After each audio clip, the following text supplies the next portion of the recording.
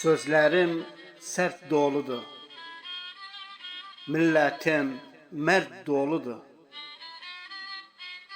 Naxsı dərdimi deyim, ürəcim dərd doludur. Koruya şaturlu bəclər, o yar yolumu bəklər. Ürəkdə yer qalmadı, dərd gəli, dərd təklər. Mix taxtaya çaxsam mən, yağış kimin axsam mən.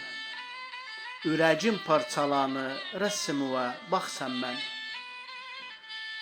Gözüm üstə, gəlibsən gözüm üstə. Cevlim istəmə məndən, istisən gözüm üstə.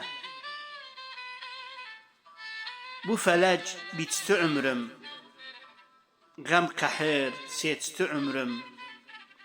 Gəncliğim əldən getdi, qürbətdə geçdi ömrüm.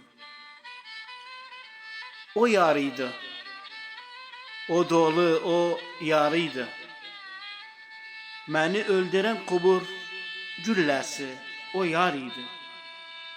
Məni öldürən qubur gülləsi o yarıydı. Bu yolun daşı yoxdur, gözümün yaşı yoxdur.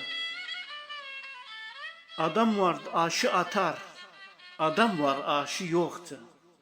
Adam var aşı atar, adam var aşı yoxdur.